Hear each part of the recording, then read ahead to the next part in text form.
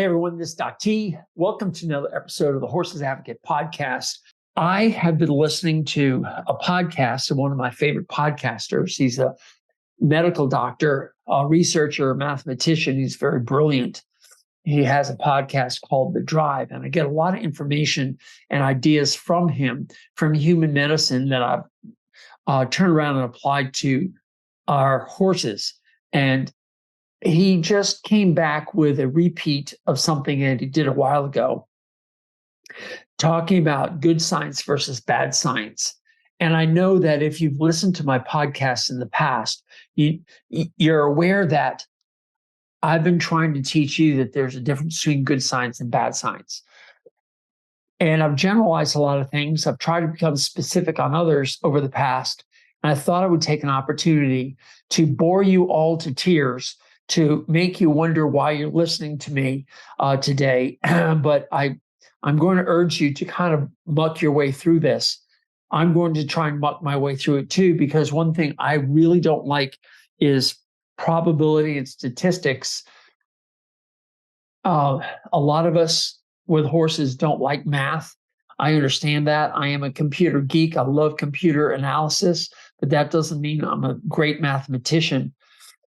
And so I was excited to try to get a handle on what research is and try to convey to you what it is in terms of our horses. So as a preamble, we are all well trained to listen to, quote, scientific research, close quote. So we're just run through this pandemic. Doesn't matter where you are in the world, it touched us all to one degree or another. And we were taught to follow the science, that science is everything, that science is pure, that science is really the be-all and end-all and should drive all of our thinking, whether we talk about the atmosphere, the climate, the diets that we eat, what food is right, what food isn't right, whether you should drive an electric car or not. The list of subjects can become exhaustive. And yet every one of us listening to this podcast knows that we are all often left with confusion, especially when it doesn't fit our agenda. I'll give you a great example. Back in the 60s and 70s, when I watched television, there were commercials for cigarettes, and we all just thought, wow, to be cool, to be the Marlboro man, the cowboy, was probably the best thing.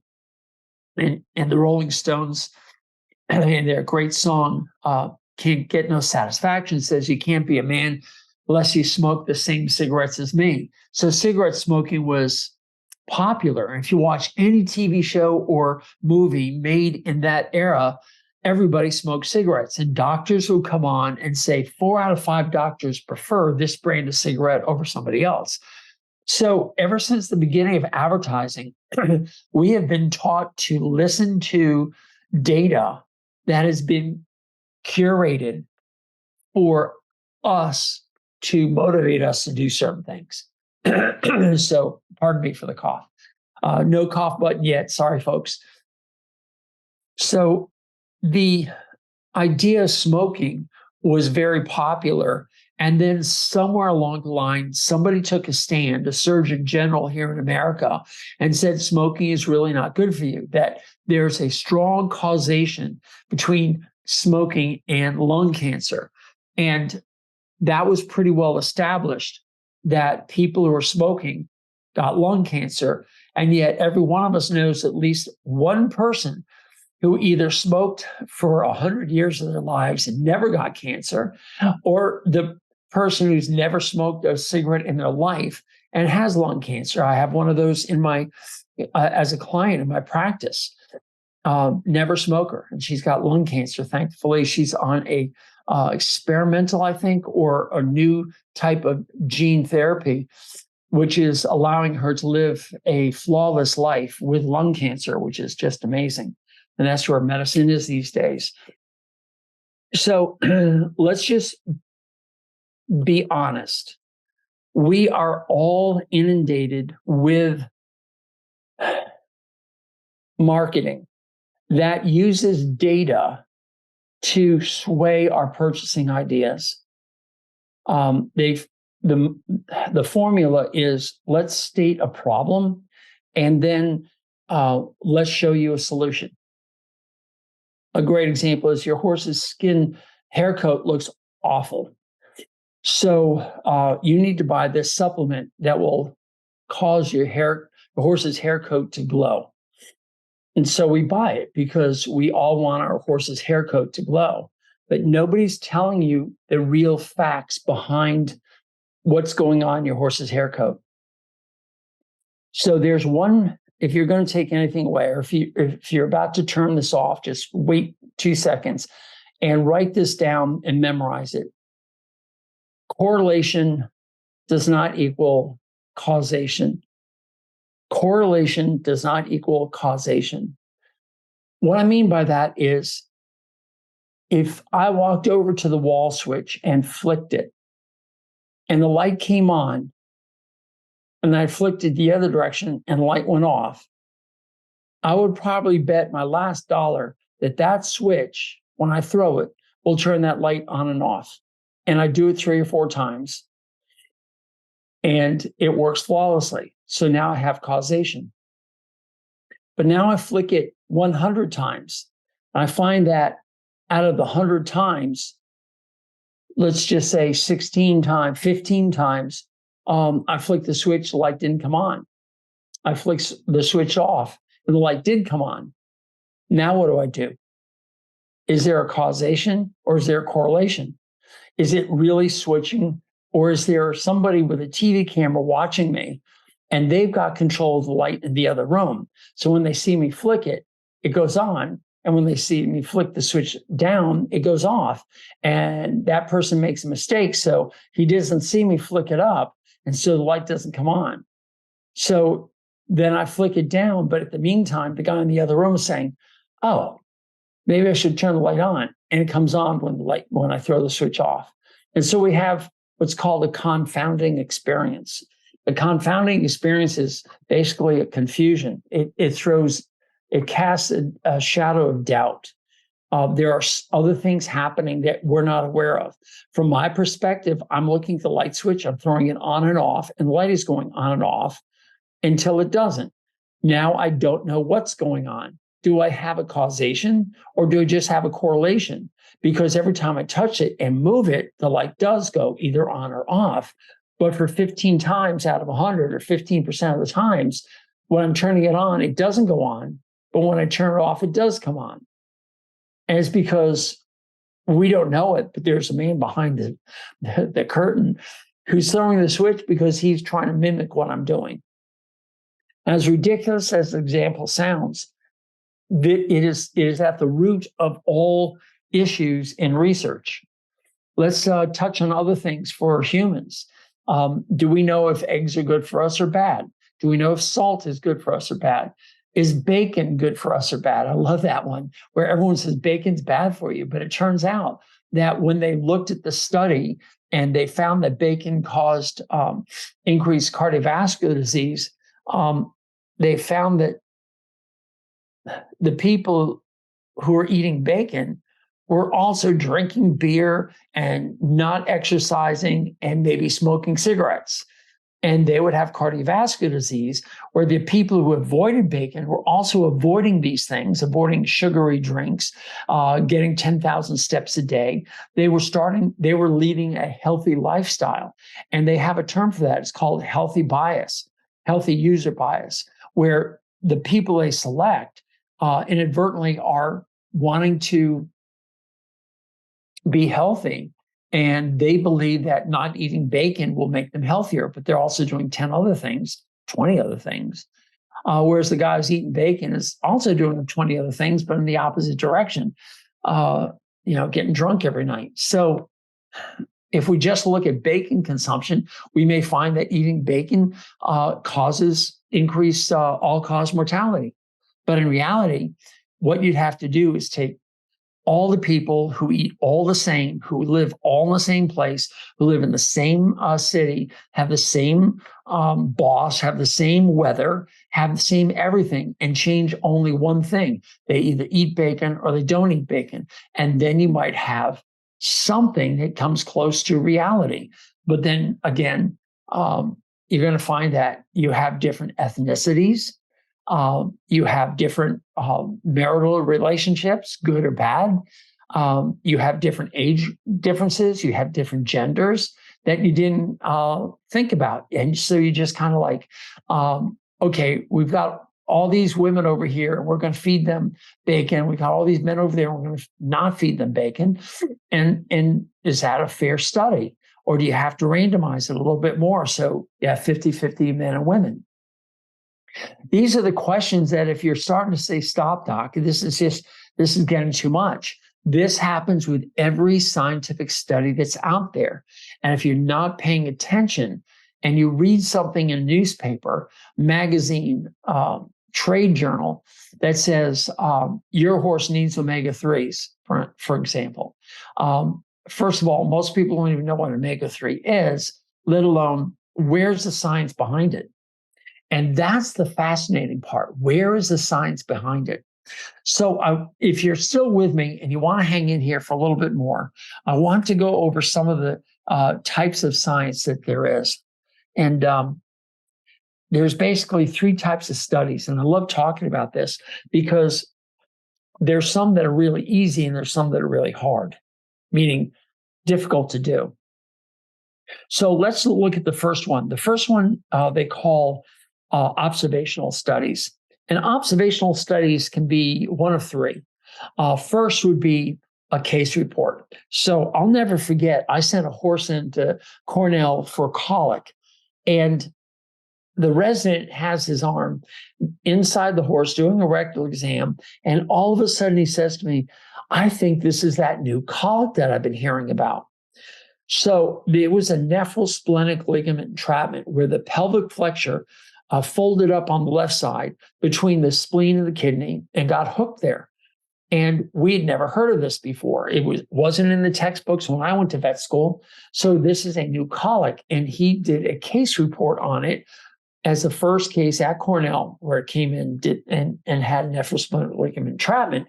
But he was alerted to it because people in Sweden had also done case reports. I think it was Sweden. I'm not sure where, but I think it was.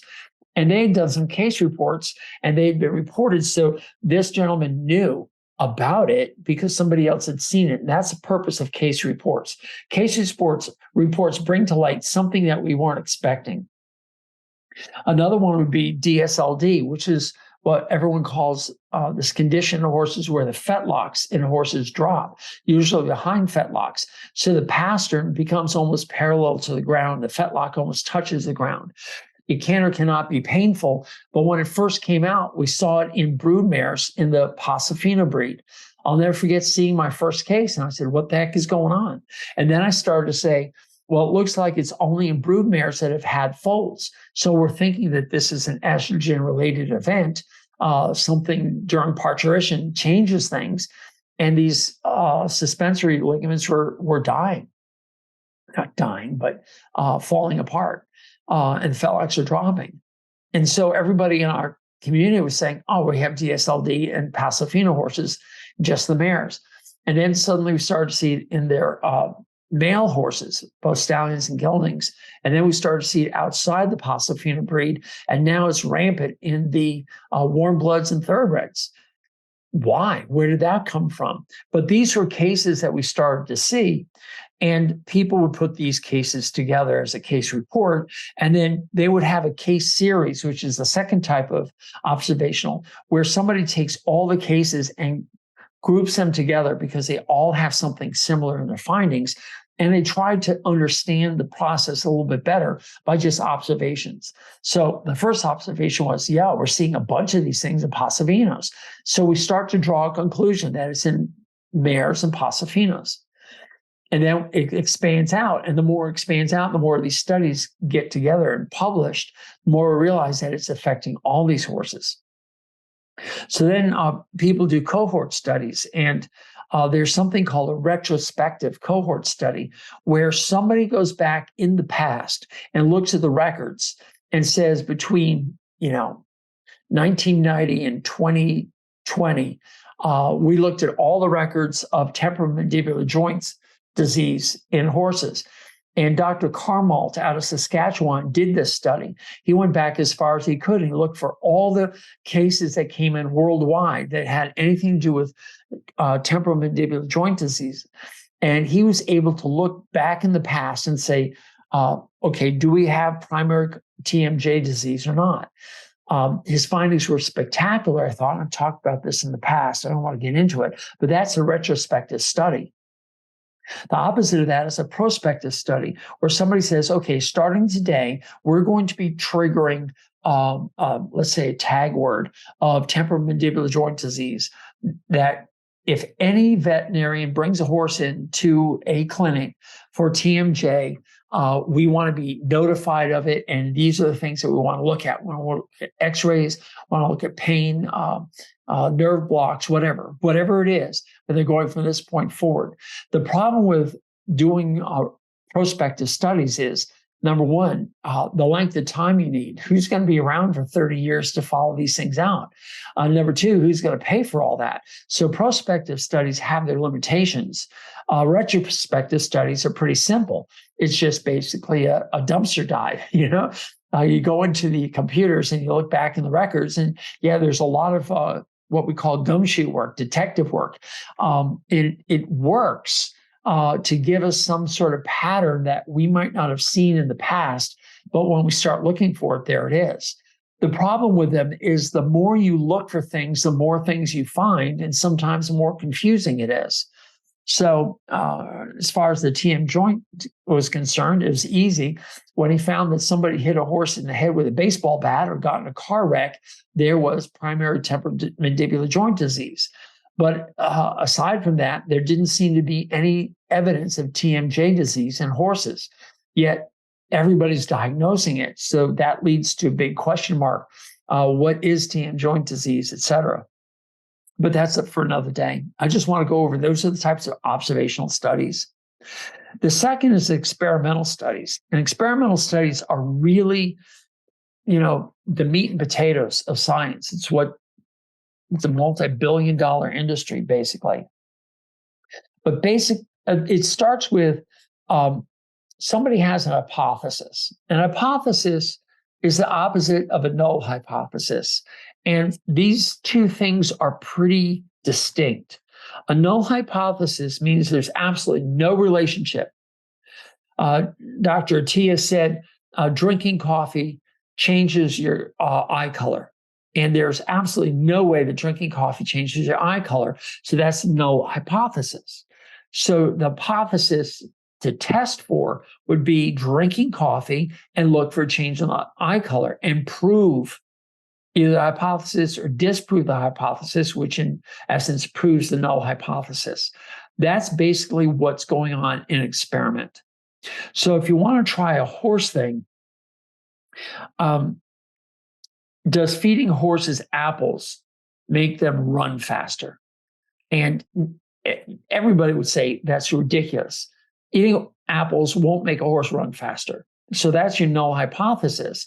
So the test would be, okay, let's feed apples. And of course, now we get into the experimental design. So first of all, how many horses do we need to do this trial? Second, what kind of horses are we going to look for? Are they racing thoroughbreds? That means we're going to be, eliminating all other breeds. Maybe it's just standardbreds. Maybe it's quarter horses. We don't know. Maybe it's all three, but that's going to take all of the dressage people out of the equation. But we're just talking about running faster, so we're probably going to stick with race horses. And then we're going to say, well, what kind of apples are we going to use? Are they McIntosh, Delicious, Fuji? What kind of apples are we going to use? And second, how many apples do we have to feed? So we have this whole protocol thing that we have to put together. Then we have to look at speed. Well, is this acceleration? Is this top speed? Is it length of time at top speed? So we have all these different variables that we have to look at, which just complicates further every research project that's out there. So people spend a lot of time looking at the protocols, the primary outcome or the secondary, maybe tertiary outcomes. In humans, they have to get in Institutional Review Board, IRB approval, just to make sure that they're doing things ethically. Then you have to do the planning for the statistics. Okay, how are we going to do these statistics? And then, of course, at the whole time, you have to obtain funding. So I always joke, seriously, actually, that if you and I wanted to do an experiment on a horse, how many horses do we need? How long do we have to do it? So let's just pretend we need 100 horses and we need to do it for 3 years, a study. Well, who's got the money to do this? There's very few people. And the people who do have the money are usually trying to test something that would improve their bottom line. In other words, they're usually a business that are trying to fund studies that will augment their sales of what they're trying to sell you. This is so standard in the horse industry, it's almost laughable. I mean, if I had $1 billion and say, okay, I'm going to put up a farm and I'm just going to buy 100 random horses and I'm going to keep them out here in this one field for 3 years. And I'm going to do this one treatment and we're going to see if there's an improvement. Well, that's great, but that's money out my window. And I'm not investing in anything. I might be investing in the welfare of the horse. It'd be great. And if any of you out there are billionaires, we can sit down and talk, and probably I'll guide you to someone who's a lot more smarter than me in statistics and experimental design. The universities are the bedrock of science. I mean, that's where I was raised at Cornell, looking at the people doing nutritional science and orthopedic and medicine and all these different varieties of research that was being done. And as I look at all the journals, most of them are done by researchers, PhD candidates, maybe holding PhD and DVM degrees, veterinary degrees, trying to come up with good answers. But the problem still is, I don't care how good you are, if you don't have the money, you're never going to have enough animals to do what's called powering the system. And I'll get into that in a second, or a minute. But let me go back to what I'm talking about. So experimental studies are to prove a null hypothesis that there's no relationship between two things. Prove it or don't prove it. And you do that by taking the alternate hypothesis, which is feeding horses apples will make them run faster. Let's prove that. And if you can prove it, well, heck, you've got something going for you and you're going to make $1 million. But if it doesn't work out, it proves that we're all right, that it won't make a difference. So there's several types of experimental studies. One is non-randomized, which is it's tough because you have selection bias. So let me just turn the page here. So it gives a treatment to anyone who fits a set of values. So let's just say you have a horse with a broken leg and you go to the hospital and say, my horse's leg is broken. And the person says, okay, we have two options. We can either put a cast on it or we can do surgery and put a pin in it or a plate, some surgical procedure. What do you want to do? And of course, your answers are based on A, how much does it cost? And B, what's the success rate? And if they say, well, it's going to cost, $1,000 for the cast and $10,000 for that, the surgery, and you say, well, what's the outcome? Well, it's about 50-50. Go either way on either one. And you're going to say, well, let's do $1,000. So you have a selection bias right there, because who wants to spend $10,000 if the outcome is going to be 50-50? So I'll give you a different example. Let's pretend you have cancer and there's an experimental drug, and they say to you, your criteria are met for receiving this experimental drug. And you say, okay, well, how bad is my cancer? Well, it's pretty bad. You're going to die within a year. All right, so what's the chance of me dying from this drug? Well, there's a chance that you might die from the drug, and there's a chance that it might cure you and you could live for 2, 3, 4 years. Well, you're probably going to take the drug, right? Because you're going to die anyway. So there's a selection bias versus the average Joe on the street who doesn't have cancer, but is going to be used as a placebo. And you're going to say, well, 50% of the people who get this drug are actually going to get a placebo, so you're fine. It's just a sugar pill. Or you're going to get this drug that has all this medication in it that could kill you. And you could be dead within a year if you take it. Well, the average Joe on the street is going to say, no, thank you. Well, what if I paid you, $1,000 to do it? Nope, not worth it. What if I paid you, $1 million to take this, to be in this trial? $1 million. Well, I'm going to die anyway, but for $1 million, I can make sure my family's all set for life. And maybe that's the choice the person will make. The other person will say, nope, not worth $1 million, not worth 10 million. Forget it. There's no money out there that can make me take a pill that there's a good chance I'm going to die when I'm healthy right now. So these are selection biases that we all have to look for. And that's really important. So in non-randomized trials, you have this selection bias. Then you have randomized, which is great. Randomizer is super. And you can randomize in a couple of different ways. Randomization can occur by throwing some dice. So let's say you're going to be assigned either placebo or treatment. And so somebody takes a dice and shakes it and throws it, and it comes up with an odd number. Well, that means, 1, 3, or 5. That means you're going to go in treatment A. And if it comes up 2, 4, 6, you're going to be in treatment B. So that pretty much statistically will give you a 50-50 mix. That's just the way it is. We all understand that the roll of the dice it goes one way or the other. It's a 50-50 chance. But it could be that we'll randomize the students in this school are going to do this, and the students in that school are going to do that. So you have a school, or let's say in a farm, I'm going to say, well, this farm A is going to be treated this way, and farm B is going to be treated that way. And you're randomizing by farms. And there's some bias to that because the groom in barn, the manager in barn A, or a groom, is, at night beating the horses. And that's going to send the cortisol levels up and stress the horses out, and that's no good.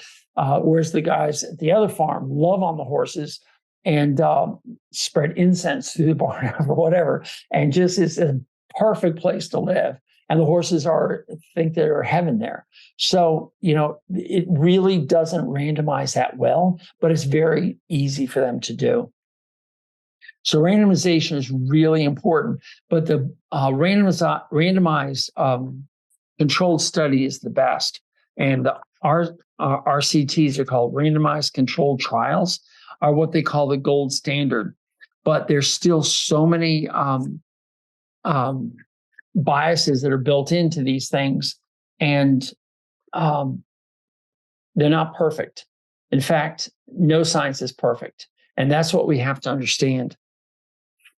All right, I want to get into the third type of study, and that's called a meta-analysis, which is basically a statistical technique where researchers will look at several studies and take the data from those studies, and then through specific math formulas, they'll weight the WEIGHT. They'll weigh each study to assign it a value of importance. So it basically makes them all equal. For instance, if one study has 100 horses, another study has 1,000 horses, you'll have to balance that out, because the one that has 1,000 horses is going to be a better study than one that has 100.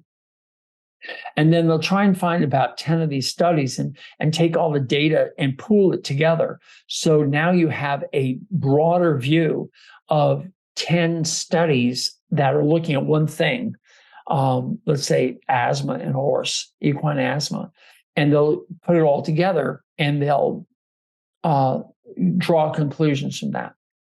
The problem is, if 9 of those 10 studies are what we call garbage science, where they have selection bias or some other bias in there, or they are underpowered. They don't have enough horses for it to be statistically significant, or anything else like that. You heap garbage upon garbage upon garbage, what you get is garbage. And if 9 out of 10 of the studies are garbage, and one is actually the most perfect study ever done and performed on horses for this problem, that's going to be buried. It's just going to be lost. And the value of that one good study is going to be diminished, and we'll draw the wrong conclusions off this meta-analysis. So you have to be really careful of these meta-analysis. So me personally, I like observational, because while I'm not drawing causation, I can see correlations that may or may not be justified and worth investigating. And if y'all know what I've been talking about for the past, I don't know, long time, years, as I went from farm to farm to farm, all over Florida, all over the Northeast, all over the state of Washington, all over Louisiana or Tennessee, it doesn't matter. I went to farm after farm after farm, and I started to see the same things happening over and over and over again. I started to collect in my mind my observations of how horses were meeting their demise, all in the hands of good-meaning people who thought that they were doing the best for their horses. And yet I still saw diseases like flybite dermatitis, ventral midline dermatitis, heads that were just, the skin that looks so bad, the haircuts look bad, the top lines are horrible, the bellies were big, the hooves are crushed, the heels are crushed, or they're splitting, DSLD, Cushing's out the wazoo, insulin resistance. Everybody's saying my horse has insulin resistance. And I was able to take all these observations of the tens of thousands of horses I saw over the years. And I started to say, okay, there is a pattern going on. And that pattern is our horses are not thriving. So that was my observational study. It wasn't just one horse. It was the accumulation of horses over thousands of barns and, decades. And I started to compare that with the horses that I saw in the 70s and the 80s. And I said, wait a minute, something's going on here, and I don't know what it is. And that's what caused me to start looking for a commonality, something that could make a difference. And what I found was it was the food that we're putting in the horse. And it boiled down to two very specific things. One, they were being fed way too many inflammatory foods that were not good for the horse, that should never have been introduced to the horse, that were being introduced because people were trying to market to us a solution for something that was correlated but not causative. And so that was the first thing. And then the second thing was, it was so obvious to me that nobody was looking at protein in the horse. And protein is so essential for every animal on this planet, from your pet earthworms to your chickens, to your dogs, cats, yourself, and certainly your horses, that we weren't feeding enough protein. And I started looking for why that was happening and how I could change things. And I had so many people agree with me and change over and add high quality protein to the horse's meals while removing all inflammatory ingredients. And that was my experimental design. It didn't cost me anything, and it cost the horse owners actually less than what they were feeding all these supplements and grains. And the reports I got back were staggering, overwhelmingly in favor of getting rid of inflammatory ingredients and adding high quality protein to the horse. And while it wasn't 100% perfect, it was pretty significant clinically. And that brings me to the next part of this little podcast I'm putting together. Dr. Attia talked about phase 1, 2, 3, and 4, which I believe they do in animals as well. You have investigational new drugs. Somebody says, I think this drug or this molecule is going to make a difference in a person's life. And so phase one is, well, let's see if it kills a person first. And if it doesn't kill them, they'll go to phase two and say, let's look and see if we can up the dose and see if the person still is alive. But let's start looking for effect. So we did this with phenylbutazone or bute, which almost every horse owner knows about. Of course, everyone now uses Previcox. Fibracoxil, I guess is the drug name, or the generic. But before that was Banamine, and before that was bute. And we did the studies. I didn't, but it was done where you gave 1 gram of bute to a horse, and we found that was very safe. It didn't seem to affect any horses, and we started to get a beneficial effect, 1 gram a horse. Then we found 0.5 gram twice a day was good. Then we said, okay, how safe is this? Let's try 1 gram twice a day, or 2 grams total in a day. Let's try 3 grams total and 4 grams total. 4 grams total, oh my goodness. I mean, it was taking pain away. It was an amazing drug.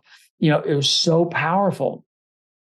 But nobody's actually looking at what the side effects were at postmortems. I mean, they might have been already realizing it was causing ulcerations in the colon and the cecum. But then the experiment went to 5 grams a day, from 4 grams to 5 grams a day. And at 5 grams, it was killing horses. They were just dying. And of course, the experiment was stopped right away when we saw that 5 grams had a causative effect that killed horses. That was an experiment of phase 1, phase 2, and phase 3 is when they take controlled, randomized, often blinded studies of thousands and thousands of subjects, and that's what works. And then, of course, phase 4 is, okay, now that we have the drug approved by the FDA and it's out there being used, even for animals, is there another use that it could be used for? So you have a drug out there that could help with cycling of air, prostaglandin. And then, but you give it, you also have a side effect of colic, but you also have another side effect of profuse sweating. So can you give this drug to create sweating in non-sweating horses? So they look for these other alternative uses for the drugs, and then they tried to get it approved for that. But again, they have to go back and look at lots of studies, and it costs a lot of money. All right, so I went over a selection bias and performance bias. Maybe I didn't say performance exactly there, but I'm not going to worry about that. Confounding factors, it's just other things happening. Okay, and blinding, of course, you have single and double blinding. I did a study that is really interesting. I was asked to take horses with asthma and give them a dose of atropine. And it's a very specific dose, because if you went a smidge more than what you were supposed to give, the horse would have a horrible colic. So please don't do this at home. If you have belladonna or atropine, do not give it to your horse, because it shuts down his whole digestive tract. And if that happens, they will have a very serious colic. But it will also take care of certain asthmas. I mean, like within seconds of administration, the horse takes a deep breath and is breathing freely for a short period of time. So it's very, very effective. So this drug company wanted to see if their drug would work against that. So they selected for only horses that responded to atropine, which meant that half the horses that got atropine with asthma that didn't respond were in a category beyond what they wanted to treat, that they could treat. If you did a bronchoalveolar lavage, I would assume that they'd be in the upper categories that are untreatable. And that's the difference with asthma. It can be mild or it can be severe. Anyway, I was given a bottle of this stuff that had a number on it. So I didn't know if it was a placebo or if it was a real thing. And apparently the horse couldn't tell the difference either. And the stuff was squirted in them, and we would look for a result. I'll never, ever forget, every horse I used the drug on, every one of them, it did not work at all. And I was like, well, this is obviously going to fail. And yet a colleague of mine who's very well known they used the same protocol, the same blinded material, and said that every horse treated responded. And I thought that was amazing. And now there's a lot of people using that drug out there right now for a select purpose, where I know that it's not going to be effective on half the horses. But that's not what the label says, but that's just how it is. That's science for you. So I want to go into something called p-values. And there's a certain group of people listening to this podcast who might have heard of something called a p-value. And if you're anything like me, we know what a p-value is, and we know that a high p-value is bad and a low p-value is good. So I'm just going to take a moment and explain what a p-value is. There is something called, let's say in a test or in anything that we look at, there's a positive and a negative outcome. Positive means that what you do actually creates a problem, it's causative, or it doesn't cause something. So it's either yes or no, black or white, 1 or 0. But then there's a chance that you can get a false positive and a false negative. And I think that's pretty interesting, and it's the basis of all statistics. Because in statistics, they're saying, what's the probability that everything you're seeing is absolutely true? And there's a probability that there isn't. So let me try to explain it differently.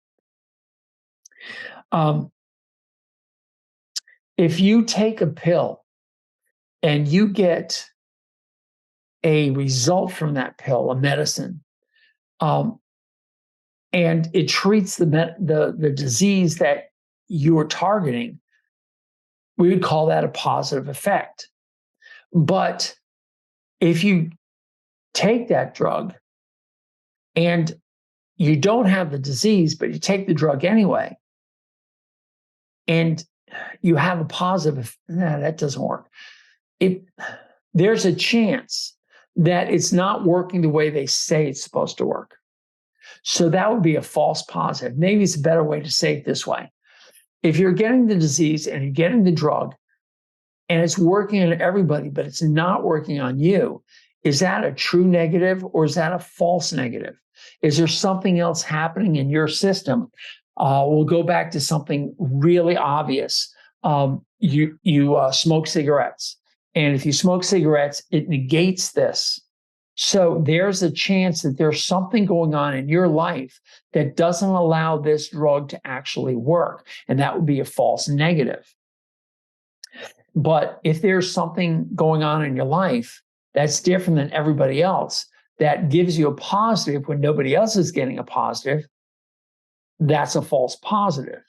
So there's always factors too numerous to even contemplate.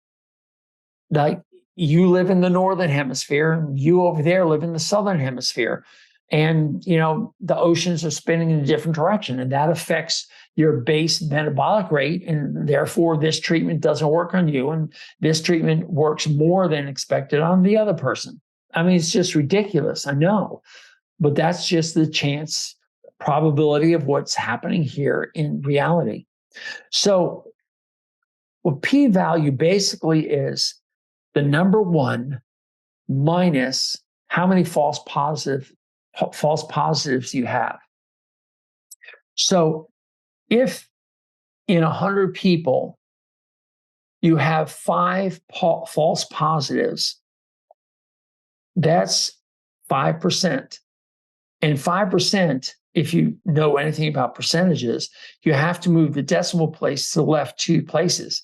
So that would be 0.05. So the p-value is 0.05. And somebody along the line established that if it's 0.05 or smaller, in other words, 5% or less false positives, we're going to accept that as that's just the way it is. We cannot control everything. We're going to accept the fact that there's going to be 5% false positives in any study that we do. So if we have a p of 0.15, that means 15% or 15 out of 100 are getting a false positive, and we're not going to accept that. And another extreme is the P is 1.0. The P value is 1.0. That means everything that's happening is a false positive. And that's just ridiculous. That doesn't prove anything. But if you have a P value of 0.00001, that is such a small degree of false positive that it can't be true that everything is actually working. So we look for 0.05 or 5% or 0.005, which is 0.5%. And that tells people that the probability that you're having a false positive is pretty low, but it's acceptable. So again, science is about accepting things, fudging things a little bit. Can we accept this to being real or not? On the opposite side, you have something called power. And that is, what's the probability of having a false negative? And to do that, you take 1 minus the number of false negatives. And that is interesting because if your false negative rate, everyone accepts a false negative rate of 10 to 20%. In other words, we're going to get some false negatives of 10 to 20%. And that's standard accepted values in science, which means that it has a power of 80 to 90%. And I'm not too sure what that means because the math is very difficult, but there's a table where you plot numbers on it and it will tell you if your study has been powered correctly. So hang in there. This is going to be a little difficult, but you know me, I'll try to make it simple. So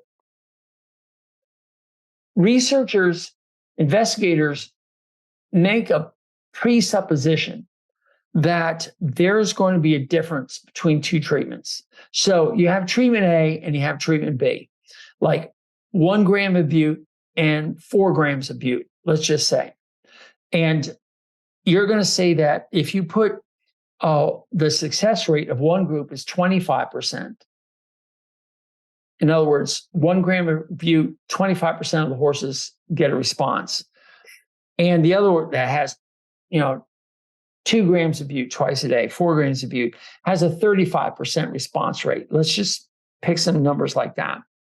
The difference between 25% and 35% is 10%. So you go to this number or to this table, and you're going to look at one side. You're going to look at how can I say this? You're going to look at the difference of 10% on one side of the graph, and you're going to look at the lowest number, the 25%, on the other side of the graph. And you're not seeing the graph here. I get it. I know. Just remember that there is a graph that mathematicians have put together to tell you what the power is. So they're going to look at the difference between the success rate of the two treatments, and they're going to take the worst success rate of the treatment, and they're going to tell you how many subjects you need to put in this study to give you a p-value of 0.05. And what's interesting is that the bigger the gap between the two groups, the fewer subjects needed. So let's just say if you gave 1 gram of Butte and you got a 25%, and you put 4 grams of Butte in and you have a 95% success rate, that's 70% difference. And you don't need that many subjects. Okay? It's pretty obvious. You don't need thousands of horses to look at this. You get 10 horses, you give, 10 horses 1 gram, you give 10 horses 4 grams, and the 4 gram groups are out there dancing in the night under the moonlight because they're so pain-free. It is so freaking obvious that you don't need a lot of horses to make the difference. Does that make sense? The powering of the study is based on how big the difference is between the two treatments. But if the difference between that was less let's say 1 gram of bute gave you 25%, and 4 grams of bute only gave you 30%. That's 5% difference. And so in this chart, you may need to get 1,000 horses to look for that subtle change. So the power of any study is based on how big the difference will be. This is going to be a ridiculous example. But if I have a water pistol in one hand and I have a gun in the other hand with bullets in it, I don't have to shoot too many people to know that the water pistol isn't going to kill anybody and the gun's going to kill somebody. All right? That's ridiculous, but that makes my point. I don't have to do more than 1, 2, 3 people, and I've got my answers. I don't need to go any further. But if I have a water pistol that squirts at a low PSI, and I have the super duper soaker over here that can actually maybe puncture skin, I may have to look at a bunch of people to find out those with thick skin, we're going to have no big deal, and others with thin skin, ouch, I'm going to make some bleed. So the same thing's true in everything else. Now, here's my biggest rub when it comes to equine studies. When the difference is very minimal, does this supplement help horses? Does this food help horses? Does this way of keeping horses help horses or not? The differences between them are so subtle that it turns out that because the difference is small, you need a large number of subjects to prove if this difference is significant or not. And the problem is nobody has the money to have that large number of horses to be put in a study. And I guarantee you that if you took a look at the scientific papers that are out there and you look at what their p-values are, and you look at what their risk assessment is, and then you look at the number of horses they have there and look at the chart that mathematically is correct, you're going to find that almost all the horse studies out there are underpowered. And there's only one reason they're underpowered, and that is nobody's got the money to do it. So I'm not a big believer in equine studies. I think observational studies are good, and yet everybody in my profession says, oh no, if you don't have controlled, randomized, double-blind studies, what you're seeing can't be true. All right, well, show me one that's powered correctly. Show me one that doesn't have bias in it. The selection of the breed, the gender, where the horse is kept, the quality of the person taking care of the horses, the feed of all these horses. Where's everything trying to be controlled? I know we put ponies in metabolism stalls, and I was in charge of them as a student, and they stayed in a stall. The horse couldn't go anywhere. It was elevated 4 feet off the ground. They walk up a ramp, the door was closed, and there they stood for 24 hours a day for days on end. And they would eat a specifically weighed out food, and then they would poop and pee, and we'd collect that, and we'd analyze exactly what was going in, what was coming out. It's a very controlled study. There's no doubt about it.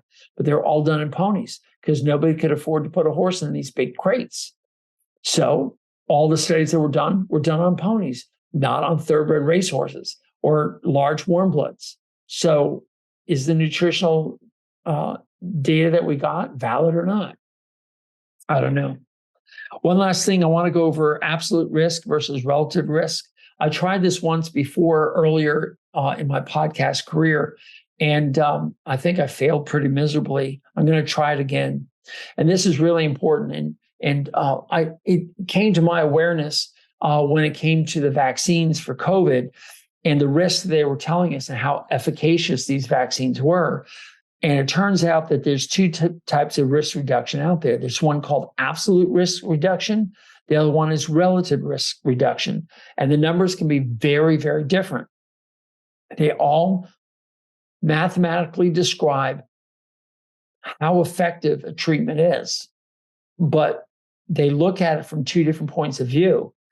And if it's put out into the world of marketing and journalism, they can often go for what they think looks right, but isn't real. And I'll tell you how we can do this. So absolute risk reduction means that if you have two groups, whether it's one getting treatment, one not getting treatment, or they're getting two different treatments, doesn't matter. Like in vaccinations, you have the vaccination and you have the non-vaccinated. And you look at the risk of disease. If the disease in one group that's not getting vaccinated shows that 5 out of 1,000 or 5 out of 100 or 5% are going to get the disease, but those that are vaccinated are 3%, 3 out of 100 get the disease. The absolute risk reduction is the difference between 5% and 3%, which is 2%. So the absolute risk reduction is 2%. What does that mean? Hold on, put that off to the side, and let me tell you the different type of risk called relative risk reduction.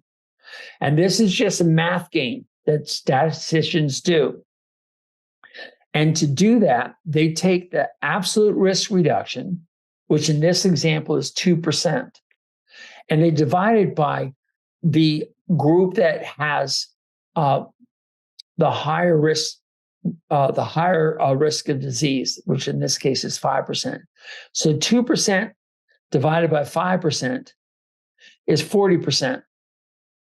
And they say the relative risk reduction is 40%.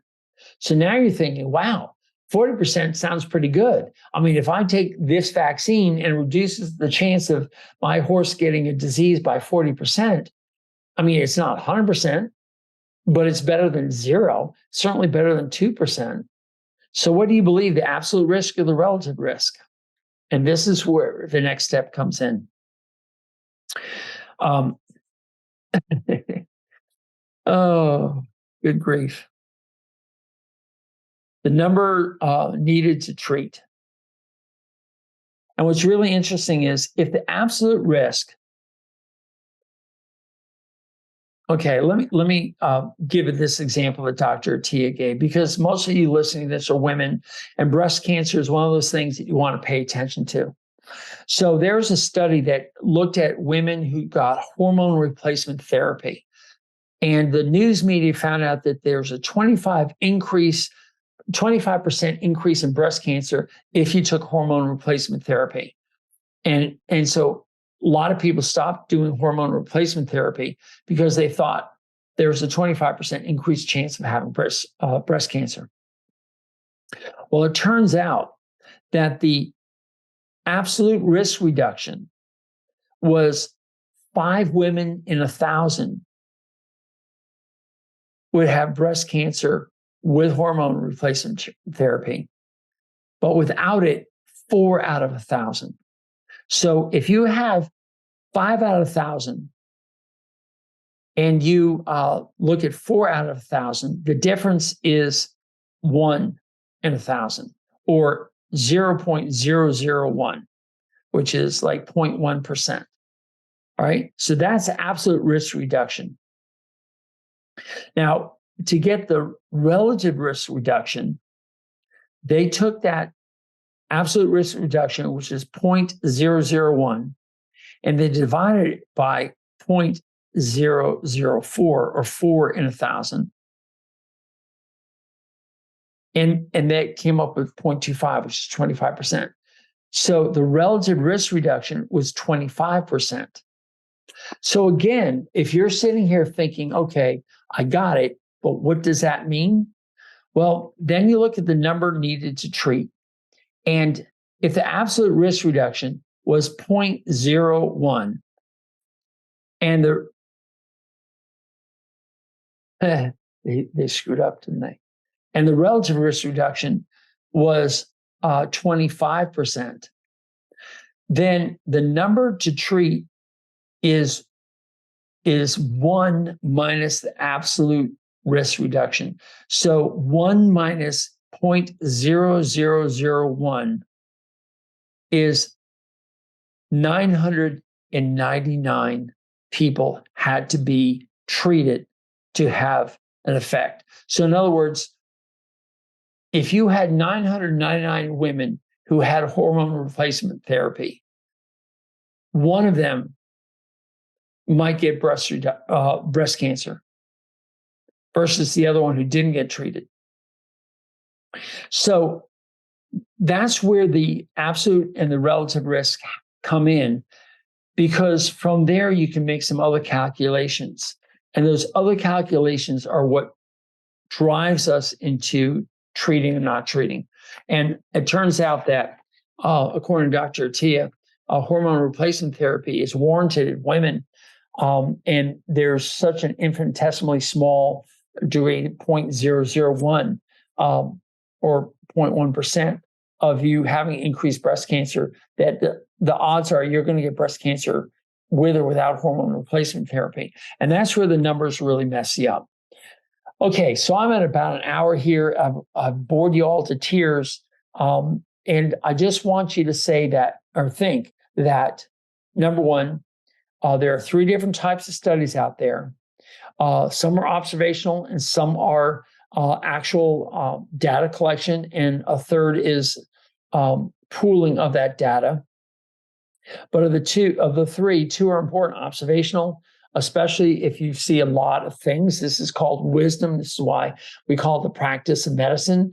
As we start experimenting on our own, we see changes and we look for improvements in the way we do things. For instance, barbed wire. You don't have to see too many farms with barbed wire to know that barbed wire and horses do not mix well. So that's observations. We don't have to do an experiment. Take down your barbed wire, take down all smooth wire, and put up better fencing for a horse because their skin is so thin compared to cattle. That's a great observational one. Don't have to do too much research. But when it comes down to science, there are so many factors that are going to confuse things.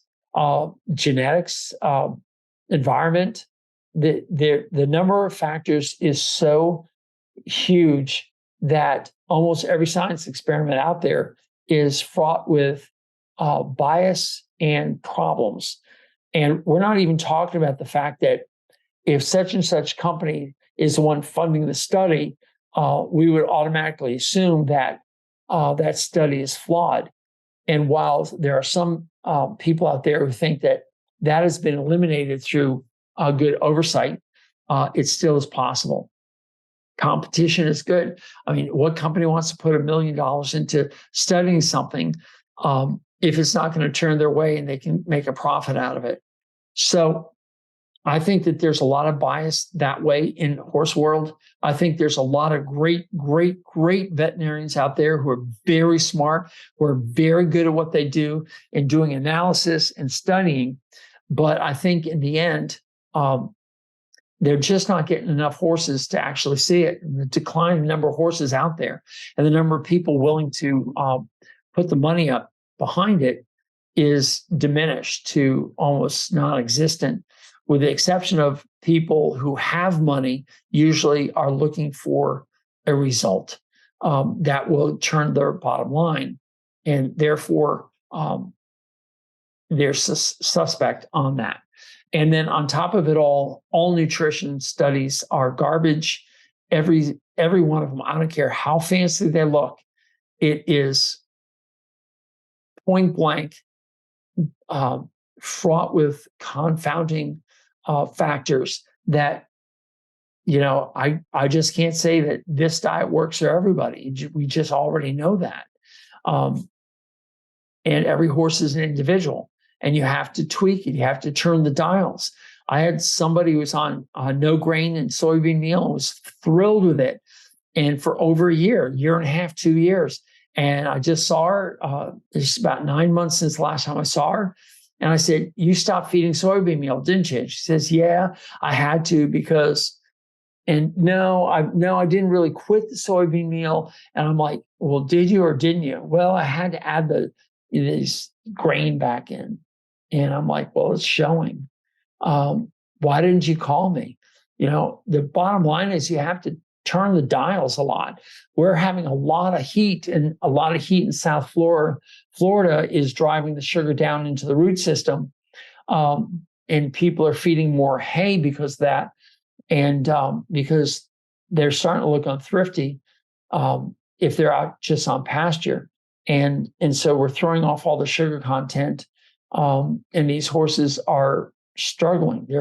They're eating up body fat in the middle of summer because that's all they're doing. They're switching the mitochondria over to fat and not sugar. It's happening to our own horses. We've had to add hay to grass that's growing out in South Florida because the sugar content really isn't there. It's stored down in the root system. The horse isn't getting it.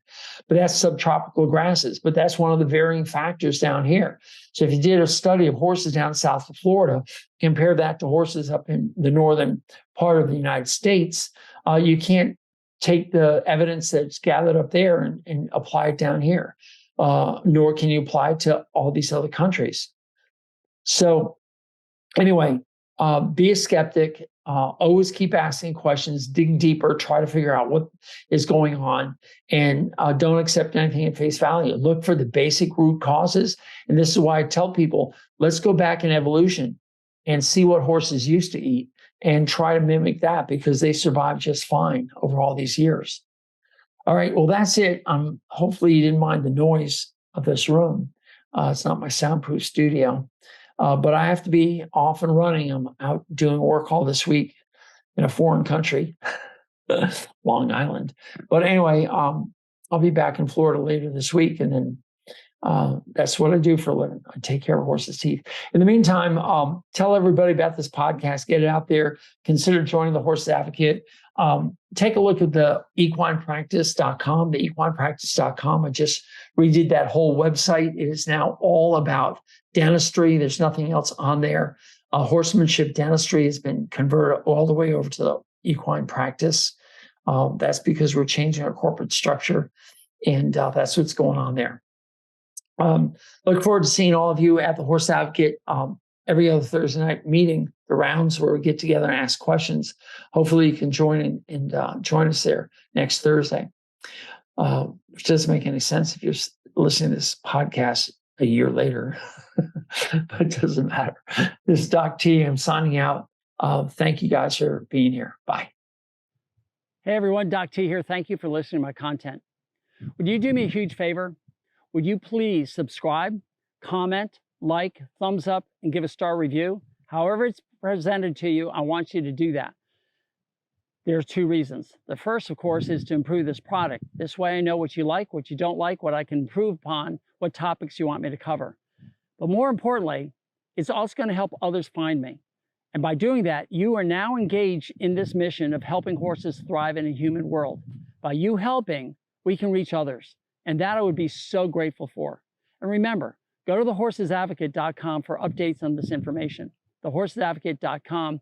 And again, thank you so much for being here. Doc T out.